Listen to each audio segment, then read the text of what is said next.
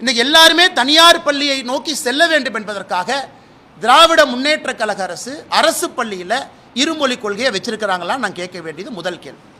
இன்னைக்கு நிறைய தலைவர்கள் பேசுகிறாங்க. நேற்று சில தலைவர்களை பற்றி சொன்னேன், அண்ணன் சீமான் அவர்களை பற்றி சொன்னேன். இன்னைக்கு அவங்க சில பதில் சொல்லியிருந்தாங்க.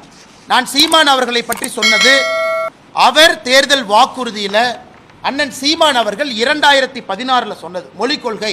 இத்தனைக்கு தமிழ் தேசியம் பேசுகிறார். தமிழ் பயிற்று மொழியாக இருக்கணும், தமிழில் சொல்லிக் கொடுக்கணும். ஆங்கிலம் கட்டாய பாடமொழியாக இருக்கணும். விருப்ப மொழி, அதாவது ஒரே ஒரு சப்ஜெக்ட், அது ஹிந்தி உட்பட உலகத்தில் இருக்கக்கூடிய எல்லா மொழி. இதில் ஹிந்தி என்கின்ற வார்த்தையை பயன்படுத்தியதே அண்ணன் சீமான் அவர்கள் 2016 அவருடைய தேர்தல் வாக்குறுதி. இன்னைக்கு சொல்கிறார், இல்லை நான் தான் டைப் அடித்தேன், நான் தான் எழுதினேன், நான் ஹிந்திங்கிற மாதிரி இல்லையா அப்படி.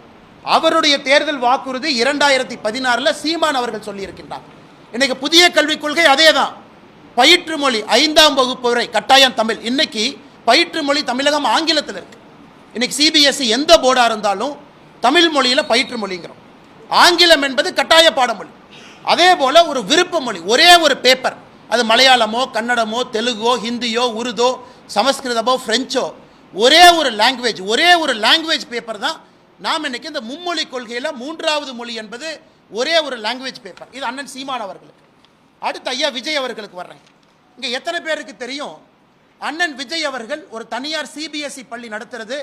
தமிழக வெற்றி கழகத்தினுடைய தலைவர் திரு விஜய் அவர்கள் ஒரு சிபிஎஸ்இ பள்ளி நடத்துகிறாங்க பதூரில். அந்த பள்ளியினுடைய பெயர் விஜய் வித்யாசிரம். நடிகர் விஜய் அவர்கள் தமிழக வெற்றி கழகத்தினுடைய தலைவர் விஜய் வித்யாசிரம் என்கின்ற பள்ளி நடத்துகிறாங்க. பி ஜோசப் விஜய் என்கின்ற பேரை பாருங்க, நான் கொடுத்துருக்கிற டாக்குமெண்ட்டில் கொஞ்சம் ஜூம் பண்ணுங்க. சி ஜோசப் விசை என்கின்றவர் யாரு? அவர் புதுசாக மேலிருந்து வந்தாரா? அவருடைய இடத்தை 35 ஆண்டுகள் 2017 2052 வரை திரு ஜோசப் விஜய் அவர்கள் அவருடைய இடத்தை ஒரு அறக்கட்டளைக்கு 35 ஆண்டு லீஸ் கொடுக்கிறார். அந்த அறக்கட்டளை யாருடைய பேரில் ரெஜிஸ்டர் ஆயிருக்குன்னா திரு சந்திரசேகர் அவருடைய பேரில், எஸ்ஏ சந்திரசேகர் அவருடைய பேரில் அந்த அறக்கட்டளை ரெஜிஸ்டர் ஆயிருக்கு. இந்த டாக்குமெண்ட்டில் எஸ்ஏ சந்திரசேகர் அவர்கள் நடத்தக்கூடிய பள்ளி, அந்த ட்ரஸ்ட் நடத்தக்கூடிய பள்ளி தான் விஜய் வித்யாசிரம். என்ன அர்த்தத்தில் சில அரசியல் தலைவர்கள் அவங்க நடத்துகிற பள்ளி சிபிஎஸ்இ, அவங்க நடத்துகிற பள்ளியில் ஹிந்தி இருக்கு, அவங்க சொந்த குழந்தைங்க பிரெஞ்சு படிக்கிறாங்க. அன்பில் மகேஷ் பொய்யாமொழியினுடைய சொந்த குழந்தை பிரெஞ்சு மொழி படிக்கிறாங்க. இந்த அரசியல்வாதிகள் எந்த லட்சணத்தில் வெளியே வந்து அரசு பள்ளியில் இருக்கக்கூடிய மாணவர்கள் மட்டும் 2 மொழி படிக்க வேண்டும் என்று எந்த லட்சணத்தில் சொல்கிறாங்க? அது தமிழக வெற்றி கழக தலைவர் அண்ணன் விஜயாக இருக்கட்டும், அண்ணன் சீமான் அவர்களாக இருக்கட்டும், தமிழகத்தினுடைய பள்ளி கல்வித்துறை அமைச்சராக இருக்கக்கூடிய அன்பில் மகேஷ் பொய்யாமொழியாக இருக்கட்டும். ஏன் இதையெல்லாம் தாண்டி இன்னைக்கு இன்னொன்று பாருங்க. இன்னைக்கு நான் சன்சைன் மெட்ரிகுலேஷன் ஸ்கூல்லாம் போக விரும்பலைங்க. முதலமைச்சருடைய குடும்பத்தில் நடத்துகிறாங்க, ஹிந்தி இருக்குது, அதெல்லாம் விடுங்க. இன்னைக்கு இன்னும் ஒரு படி மேலே போகிறேன். சென்னை பப்ளிக் ஸ்கூல், கலாநிதி வீராசாமி அவர்களுடைய எம்பி அவர்களுடைய குடும்பம் நடத்தக்கூடிய பள்ளி. இதில் என்ன போட்டிருக்காங்கன்னா, இது ஸ்டேட் போர்ட் மெட்ரிகுலேஷன் ஸ்கூல், ஆங்கில பள்ளி. English is taught as first language. Second லாங்குவேஜை நீங்கள் தமிழ் ஹிந்தி ஃப்ரெஞ்சு எது வேணாலும் எடுத்துக்கலாம். இங்கே பாருங்க, இந்த பள்ளிக்கூடம் மெட்ரிகுலேஷன் பள்ளிக்கூடத்தில் தமிழ் கம்பல்சரி கிடையாது. நான் சிபிஎஸ்இ பற்றி பேசலைங்க. மெட்ரிகுலேஷன் பள்ளிக்கூடத்தில் தமிழ் 2வது மொழி கிடையாது. நீங்கள் தமிழும் படிக்கலாம், ஹிந்தியும் படிக்கலாம், ஃப்ரெஞ்சும் படிக்கலாம். இதெல்லாம் மெட்ரிகுலேஷன் பள்ளியினுடைய நிலைமை. இன்னைக்கு தமிழ்நாடு அரசு சொல்கிறாங்க, இல்லை அண்ணாமலை சொன்ன தரவுக்கு எங்கிட்ட ப்ரூஃப் இல்லை, வெக்கக்கேடு.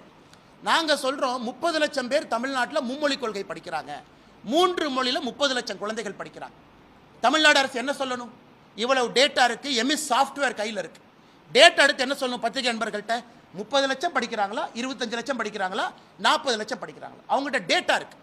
தமிழ்நாட்டினுடைய எல்லா பள்ளியினுடைய டேட்டா இருக்குது.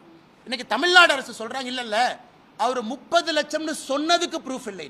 சரி, நான் 30 லட்சம்னு சொன்னதுக்கு ப்ரூஃப் இல்லைன்னா நீங்கள் ப்ரூஃப் கொடுங்க. நீங்கள் 10 லட்சம் சொல்கிறீங்களா, ப்ரூஃப் கொடுங்க. 20 லட்சம் கூட சொல்கிறீங்களா? ஒரு தமிழ்நாடு அரசு, இவ்வளவு பெரிய ஒரு அரசு, இத்தனை ஆயிரம் பேர் வேலை பார்க்குறாங்க, இத்தனை ஐஏஎஸ் அதிகாரிகள் இருக்கிறாங்க.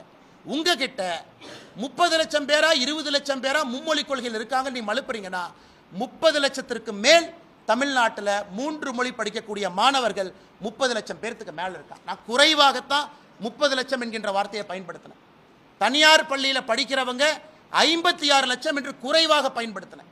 பிடி அரசகுமார் தனியார் பள்ளி கூட்டமைப்பினுடைய தலைவர் 68 லட்சம்ங்கிற புள்ளி விவரம் கொடுக்குறார். அவர் 68 லட்சங்கிறார். நான் 68 லட்சம் கூட சொல்லிங்க, 56 லட்சம், 30 லட்சம் பேர் 3 மொழிங்கிறார். அதனால் தமிழ்நாடு அரசு வெள்ளை அறிக்கை கொடுக்கட்டும். எத்தனை பேர் 3 மொழி தமிழ்நாட்டில் படிக்கிறாங்கன்னு நம்ம பார்ப்போம். அண்ணன் ஜோசப் விஜய் அவர்கள் உட்பட, அண்ணன் சீமான் அவர்கள் உட்பட, குடும்பத்திற்கு ஒரு நியாயம், அரசு பள்ளியில் படிக்கக்கூடிய சொந்தங்களுக்கு ஒரு நியாயம் என்பதை எந்த காரணத்திற்கும் ஏற்றுக்கொள்ள முடியாது.